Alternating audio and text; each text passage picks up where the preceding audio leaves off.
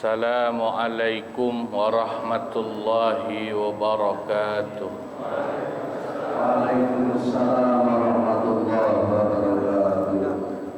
Ila hadratin nabiyil mustafa sayyidina Muhammadin sallallahu alaihi wasallam, khususan syekhina al-mukarram wa muallifi hadzal kitabi wa syarihihi, anna Allah yu'idu alaina min barakatihim wa anwarihim wa ulumihim fid dunya wal akhirah syai'un lillah.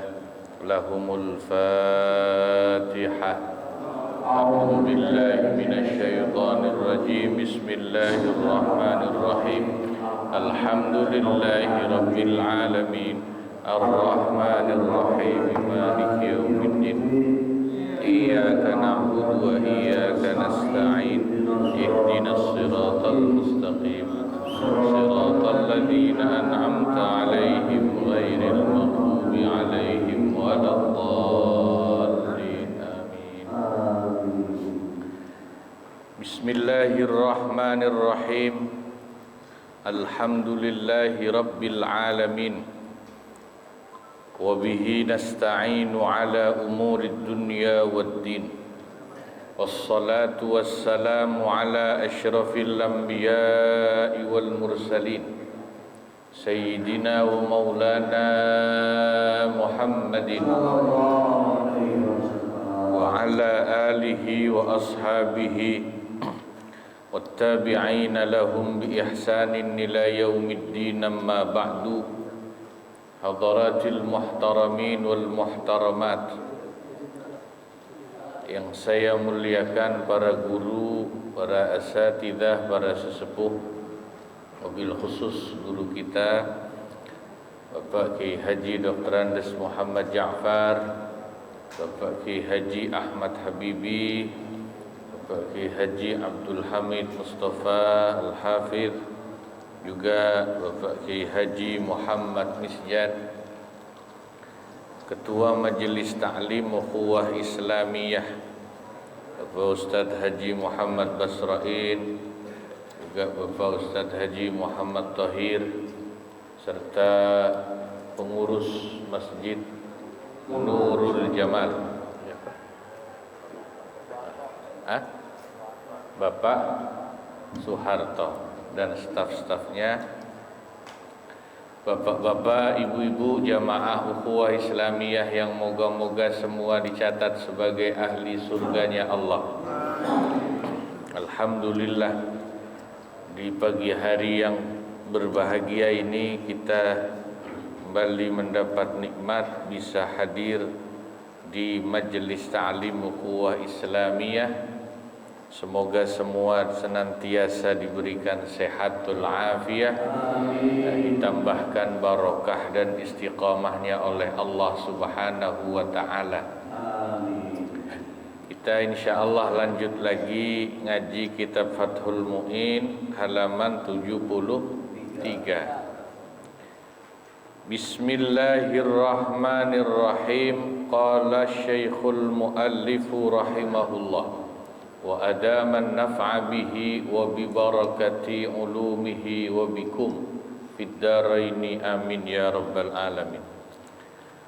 Wala afifatan, betul ya? Wala afifatan,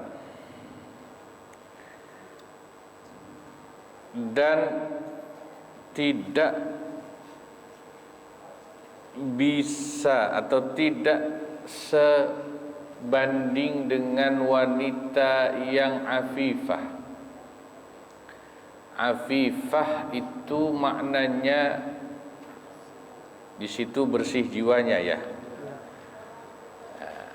Ya boleh aja. Tapi afifah itu isim fa'il dari masdar iffah. Makna aslinya orang yang menjaga kehormatan dan dirinya, itu iffah ya. Afifah, wanita yang menjaga diri dan kehormatannya ya. Nanti kalau dalam i'anatut talibin itu dimaknai ghairu fasiqah, wanita yang tidak fasik, tidak suka maksiat, itu afifah, wanita yang menjaga kehormatan dirinya, tidak suka maksiat. Ya, nah, ini kira-kira ya sudah bisa kita terjemahkan sendiri ya. Gambaran wanita yang seperti itu yang seperti apa kira-kira ya? Kalau di Jakarta itu ya. Kalau dulu ayahnya Imam Asy-Syafi'i namanya Idris ya. Itu ayahnya Imam Syafi'i, karena Imam Syafi'i nama aslinya Muhammad bin Idris ya. Itu waktu masih muda, waktu mau dijodohin sama calon mertuanya, kan calon mertuanya bilang, "Kamu mau enggak nikah sama anak saya? Anak perempuan saya itu tapi buta, tuli, bisu, ya, lumpuh, buta, tuli, bisu, lumpuh. Tapi karena sudah niat mau menebus kesalahannya makan buah delima yang nemu di kali, ayahnya Imam Syafi'i waktu mudanya akhirnya bilang sanggup, asal bapak ikhlaskan dan meridhoi buah delima yang saya makan tanpa izin. Ternyata begitu dipertemukan, itu si anak gadis tidak buta, tidak tuli, tidak bisu, tidak lumpuh. Wanita yang cantik dan solehah. Jadi makna bisu, tuli, buta itu, buta enggak pernah melihat maksiat, bisu enggak pernah ngomongin orang yang jelek, tuli enggak pernah mendengarkan omongan jelek, lumpuh enggak pernah jalan-jalan ke tempat maksiat ya. Insyaallah nih ibu-ibu di sini termasuk ibu-ibu yang bisu, tuli, lumpuh ya. Itulah ciri wanita ahli surga ya. Bisu dikasih duit belanja suami berapa aja diem terima ya, enggak protes tuh. Kayaknya nyari yang begitu mah sekarang susah Pak, di Warakas Papanggo. Ada juga paling di sinetron doang ya. Wasaniyatan, dan wanita yang murni agamanya. Saniyah itu dalam i'anah dijelaskan ay ghairu mubtadi'ah, wanita yang enggak suka bikin bid'ah. Ini kalau zaman sekarang kira-kira murni agamanya itu saniyah yang tidak suka bikin bid'ah itu adalah orang yang agamanya memang murni, enggak kecampuran aliran macam-macam, enggak kecampuran kebatinan, ya, enggak kena aliran kebatinan, aliran macam-macam. Enggak suka apa namanya, istilahnya itu ya neko-neko, enggak suka nyembah-nyembah keris, pohon, ya macam-macam. Pokoknya yang tauhidnya, imannya itu murni. Ghairuhuma min fasikin wa mubtadi'in, itu enggak bisa dibandingi, tidak sekufu dengan yang laki-laki yang selain mereka berdua. Artinya yang laki-laki fasik dan mubtadi'. Laki-laki yang fasik suka maksiat, laki-laki mubtadi' yang suka bikin bid'ah, yang ajaran agamanya udah enggak murni lagi, kebatinan apa ya semacam itu dan sejenisnya, itu tidak sekufu tidak sebanding untuk mendapatkan wanita yang afifah dan wanita yang saniyah. Fal fasiqu, maka laki-laki yang fasik, suka bikin maksiat, kuf'un lil fasiqati, itu setingkatnya, sebandingnya dengan wanita yang fasiqah, yang juga fasik.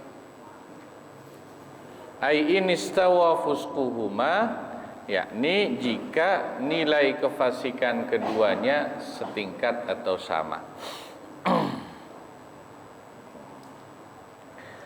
Wala nasibatan, dan juga tidak sekufu dengan wanita yang bernasab baik, yang secara khusus disebut nasibah, wanita yang bagus nasabnya di sini, min arabiyatin, dari bangsa Arab, wa qurasyiyatin, dan dari suku Quraisy, wa hashimiyatin, dari Bani Hashim, au muttalibiyatin, atau Bani Muttalib.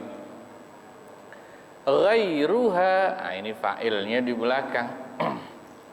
Laki-laki yang tidak punya nasab baik, ya,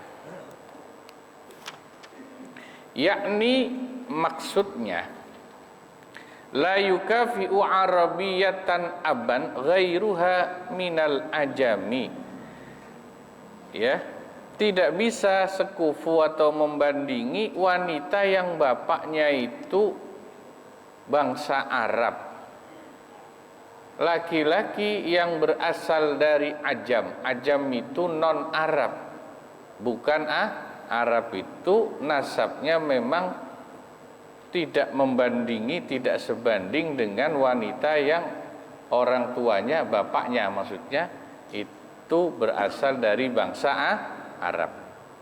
Wa in kanat ummuhu arabiyatan, meskipun ibunya si laki-laki itu bangsa Arab. Ya, jadi yang dilihat nasab itu dari pihak bapak, ya. Wanita ini suku apa? Melihatnya bapaknya, ikutnya suku bapaknya, bukan suku ibunya. Laki-laki juga begitu. Ini si cowok sukunya apa? Lihatnya dari bapaknya si cowok sukunya, bukan dari ibunya si cowok. Nasab itu kalau dalam Islam ikutnya, turunnya dari pihak kecuali orang Padang kayaknya, ya. Kalau orang Padang kan ikutnya ibu, ya, suku marganya, ya. Ya. Wala qurasyiyatan ghairuha min baqiyatil Arab, dan secara khusus suku Quraisy itu paling tinggi nasabnya dibanding suku-suku lain dari orang Arab. Maka suku lain selain Quraisy dari orang Arab di bawah suku Quraisy ketinggian nasabnya. Wala hashimiyatan aw muttalabiyatan ghairuhuma min baqiyati Quraisyin, dan tidak bisa membandingi nasabnya Bani Hashim. Bani Hashim itu baninya Nabi Muhammad sallallahu alaihi wasallam. Jadi suku Quraisy itu nanti menurunkan lagi bani-bani, pecahan-pecahan sukunya. Ada Bani Muttalib, Bani Hashim, Bani macam-macam, Abdi Manaf, macam-macam. Nah, Nabi dan keluarganya itu Bani Hashim dan Bani Muttalib. Nah, selain itu di bawah mereka. Wasahha, dan adalah sah hadis Nabi Muhammad sallallahu alaihi wasallam, sahih maksudnya. Hadis Nabi yang berbunyi, nahnu wa banul Muttalib syai'un wahidun. Kami Bani Hashim dan Bani Muttalib itu adalah seperti sesuatu yang satu. Kalau dalam riwayat hadisnya ngomong begini itu Nabi sambil mengepalkan kedua tangannya.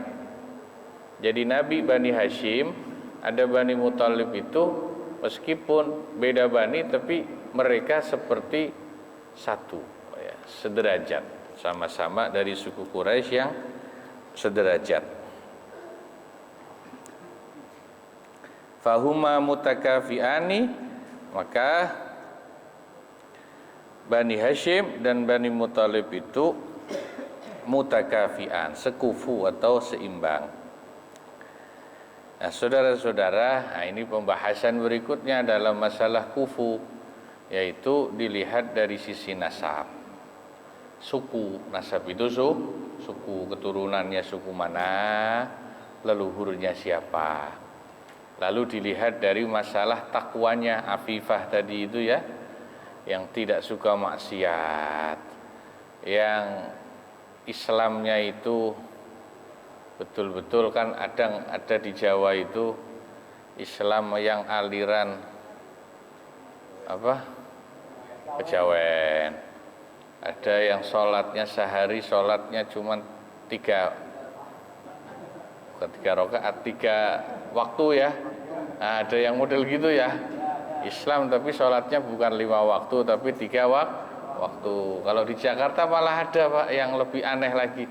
Islam tapi sholatnya setahun cuma 2 kali. Itu aliran Islam lebaran doang itu, Idul Fitri sama Idul Adha. Ada Islam yang sholatnya seminggu sekali, Jumatan ya. Tapi Islam semualah ya, tetap pokoknya masih mau sholat. Urusan nanti di akhiratnya gimana ya wallahu a'lam. Nah, tapi memang mayoritas ulama mengatakan masalah nasab suku itu sebetulnya hanya masalah fadilah, keutamaan. Ya, artinya fadilah dan keutamaan bukan menjadi syarat sahnya nikah, bukan. Orang nikah sama suku apa saja itu asal sama-sama orang Islam. Cuman ini masalah fadilah, keutamaan. Nyatanya kan sekarang orang Jawa dapat orang Sunda, orang Jawa dapat orang mana, Padang dapat Bugis, dapat mana-mana udah umum ya. Iya, udah nggak masalah. Tapi ini tetap harus dibaca dan kita pertimbangkan. Niatnya bukan istilahnya fanatik suku, itu bukan. Ini dibahas dalam kitab itu kenapa nasab suku leluhur itu penting, bukan masalah sombong fanatik suku, tapi karena nasab seseorang itu madhannatu salahiha atau madhannatu salahihi wa taqwa. Biasanya suku nasab leluhur yang bagus itu insya Allah menurunkan keturunan yang bagus gitu loh. Biasanya kalau leluhurnya ulama orang saleh, insya Allah ke bawah juga ada keturunan salehnya. Itu leluhurnya orang berilmu, insya Allah mudah-mudahan ada gen yang menurun ilmunya itu ya. Tapi tetap tidak bisa jadi jaminan. Kalau sukunya bagus, misalnya suku Quraisy, udah pasti orangnya benar, ya belum tentu. Buktinya Abu Jahal, Abu Lahab juga sama-sama suku Quraisy itu. Ya namanya orang mah di mana-mana sukunya itu ya pasti ada orang baik, ada yang jeleknya, itu umum. Tapi insya Allah ya, Nabi sendiri mengatakan bahwa gen ya, keturunan itu ada potensi menurun. Makanya Nabi mengatakan takhayyaru linutafikum fa innal irqa dassas. Pilihlah di rahim siapa kalian akan menitipkan nutfah kalian, bibit kalian. Carilah istri yang nasabnya baik, maksudnya gitu. Sebab al-irqa dassas, yang namanya gen, al-irqa itu genetik ya. Keturunan itu kuat menurunnya. Makanya ada cerita kadang-kadang ada kelihatannya bapaknya, kakeknya bukan ulama, tahu-tahu cucunya jadi kiai pinter. Ternyata diselidiki ke atasnya, ya, mbah-mbahnya itu ada yang jadi ulama. Gen itu bisa nurun. Kadang-kadang nurunnya itu nggak langsung ke anak, nggak langsung ke cucu, bisa nanti keturunan keberapa, ya. Makanya dalam cerita ashab di surat Al-Kahfi itu kan, saat Nabi Khidir dan Nabi Musa datang ke satu kampung, diperintahkan oleh Allah untuk membetulkan rumah yang mau roboh, ya. Wa kana abuhuma salihah, itu rumah yang mau roboh milik dua anak yatim. Karena leluhurnya anak yatim itu wa kana abuhuma salihah, dulu orang saleh. Maka Allah ingin warisan yang tersimpan di bawah rumah itu terjaga supaya nanti bisa ditemukan anak yatim yang punya rumah itu. Nah, ulama tafsir menjelaskan kata abuhuma salihah di surat Al-Kahfi itu bukan bapaknya, tapi leluhurnya. Ada yang bilang keturunan ketujuh, ada yang bilang itu warisan dari keturunan kelima. Itu beberapa pendapat ahli tafsir, ya. Makanya kadang mungkin nggak langsung kelihatan, sampean jadi orang rajin ngaji, rajin ibadah, mungkin anaknya belum kelihatan ada yang jadi orang soleh, tapi insya Allah gennya bisa nurun nanti, entah keturunan keberapa. Itu sesuai di surat Al-Kahfi. Wala yukafiu man aslama bi nafsihi man laha abun aw aktsaru fil Islam. Laki-laki yang hanya masuk Islam dirinya sendiri, maksudnya orang yang mu'allaf, keluarganya enggak masuk Islam, itu enggak bisa menandingi wanita yang bapak atau leluhurnya sudah Islam. Wa man lahu abawani liman laha thalathatu aba'in fi ala ma sarrahu bih. Dan laki-laki yang hanya dua leluhurnya masuk Islam enggak sebanding dengan wanita yang punya tiga leluhur sudah Islam. Sesuai apa yang dijelaskan para ulama. Lakin hakal qadi Abu Tayyib wa ghairuhu fihi wajhan annahuma kuf'ani, kan tetapi Al-Qadi Abu Tayyib dan ulama lain menceritakan di sini ada satu wajah pendapat bahwa si laki-laki dan si perempuan sudah dianggap setingkat atau satu kufu. Waqtarahu Rawyani wa jazama bihi sahibul ubab, dan pendapat itulah yang dipilih oleh Imam Ar-Rawyani dan dimantapi oleh pengarang kitab Al-Ubab. Nah, ini tentang masalah Islamnya, masuk Islamnya duluan siapa keluarganya. Ini ada yang bilang kalau mu'allaf itu enggak sebanding dengan wanita yang keturunan orang Islamnya udah dari dulu. Tapi ulama yang lain bilang enggak juga lah. Yang penting sama-sama orang Islam. Kalau terlalu ngelihat itu nanti repot. Masa orang sudah masuk Islam mu'allaf tetap dianggap tidak sekufu. Wong dia mau masuk Islam saja sudah alhamdulillah, ya. Yang penting jangan orang Islam yang ikut agama pasangannya.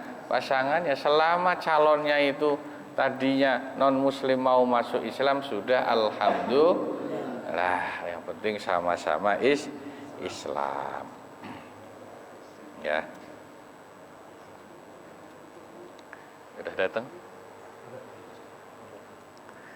wala salimatan min harfin dani'atin wa hiya ma dallat mulabasatuhu alan hitatil muru'ati ghairuha wallahu a'lam bissawab. Ilaihil marji'u wal ma'ab. Nah, sampai sini dulu ngaji Fathul Mu'in kita.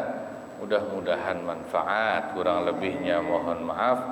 Wassalamualaikum warahmatullahi wabarakatuh. Waalaikumsalam.